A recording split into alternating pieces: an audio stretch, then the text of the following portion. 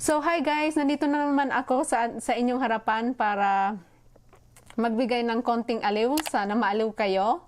Ako nga po pala si Christine. Kung hindi ka pa po nakasubscribe sa aking channel, subscribe ka na po and then click mo na rin yung notification bell button so that ma-notified ka every time mag-upload ako ng bagong videos. So, sa mga datihan po na palaging nandito, nanonood sa aking channel, maraming salamat. And sa mga baguhan rin po, thank you so much. And, yun guys, maraming salamat po sa inyong lahat.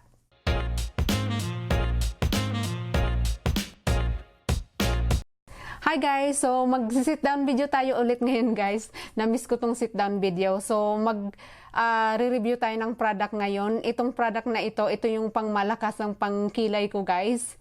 Na best seller sa Amazon. So, #1 siyang best seller sa Amazon. Ginagamit ko to 2 years already. More than 2 years already. Ito yung gustong-gusto kong pangmalakas ng pangkilay kasi ako yung oily yung mukha ko palagi. So, kung gusto kong magstay ng matagalan yung eyebrows ko, ito yung ginagamit ko normally everyday pag nag-eyebrows ako kasi nga ito yung pinaka-paboritong eyebrow na pangkilay na product na gustong-gusto ko na best seller sa Amazon guys. So, ito guys yung itsura niya. Wonder Brow. And then, ito sa likod. And then, palagi akong may extra kasi paborito ko nga siya.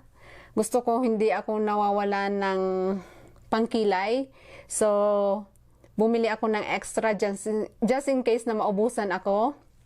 Tapos, yung nila guys, yung yung product nila na bago ngayon kasi yung luma, sana ba yung luma ako? Yung brush nila, yung luma, yung brush ganito yung brush niya. Ewan ko kung nakikita nyo, ganyan yung brush niya.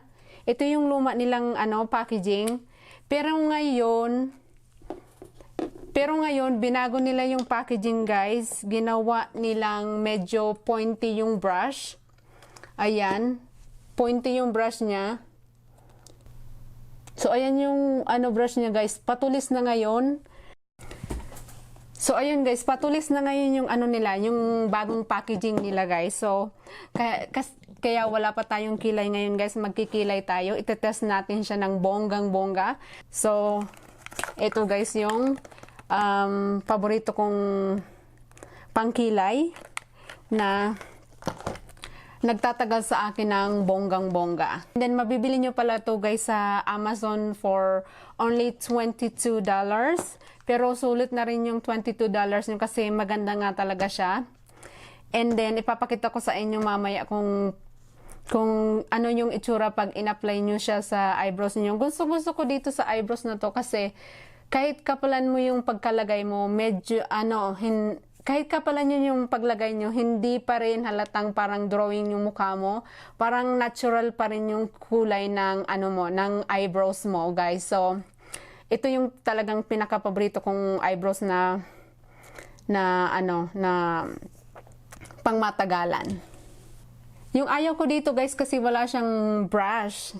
Kung sanay kayo, hindi ako sanay sa brush na gamitin yung brush nito.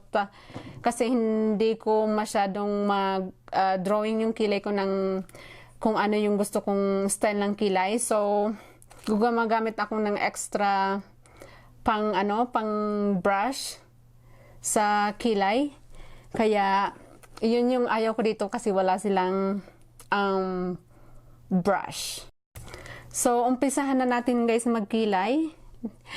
I'm not a professional when it comes to doing eyebrows. So, don't judge me guys. So, ang una kong gagawin, ibabrush ko muna siya guys. Ganyan.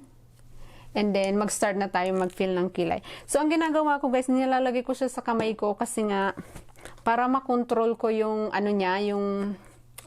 yung pag-apply ko. Ginagawa ko, nilalagyan ko dito. Ganyan, mga ganyan kadami. And then, ko siya. Mag-start na akong mag-apply sa kilay ko. So guys, sana hindi ako magkamali. Mag-start na tayong mag-apply sa kilay natin. Ganyan.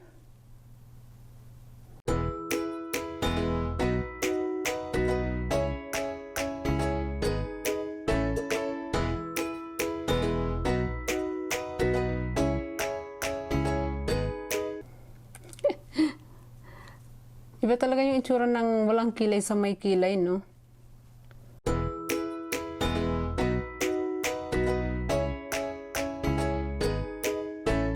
Ayun na guys, so maglalagay pa ako ng konti kasi hindi ko na feel yung buong kilay ko. So mag-add tayo ng product nang ilagay natin sa kamay natin. Ganyan. And then, fill out natin yung rest.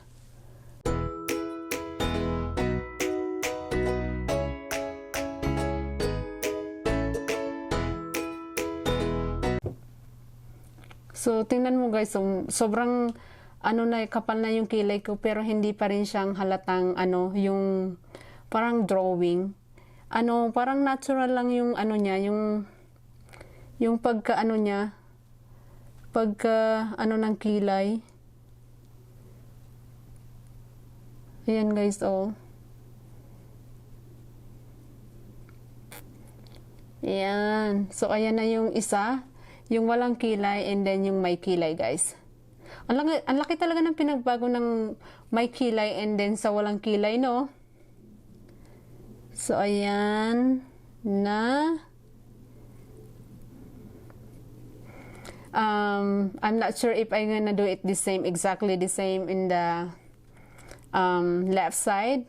Kasi hindi ko talaga magpantay-pantay yung kilay ko all the time. So, don't mind me guys. Nasanay na ako dito kaya mabilis ko nang i-apply sa kilay ko. So, sa kabila naman tayo guys. Ito talaga yung pinaka-paborito kong pangkilay kasi nagtatagal talaga siya.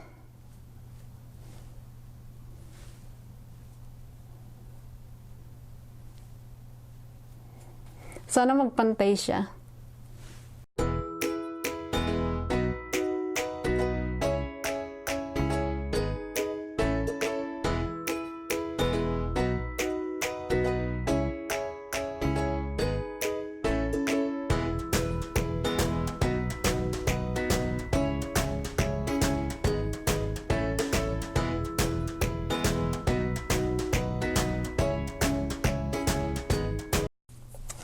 So guys, tapos ko nang i-apply yung kilay natin. Medyo napakapal yung pagkalagay ko ng kilay. Pero ito yung itsura ng kilay guys. Yan. Medyo napakapal yung lagay ko.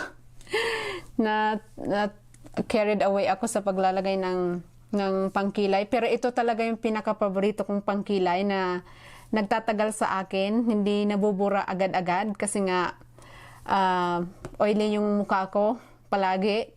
Kaya ito yung ginagamit ko kasi hindi ako nagwo-worrying ma-erase yung eyebrows ko guys. So, ang gagawin natin, itetest natin talaga siya. Hindi ko pa ito na-try pero itetest natin siya ngayon guys kung talagang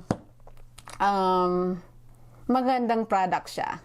So, meron akong dalawang round cotton dito guys. So, gagamitin natin siyang pang natin sa eyebrows natin. Tingnan natin kung siya.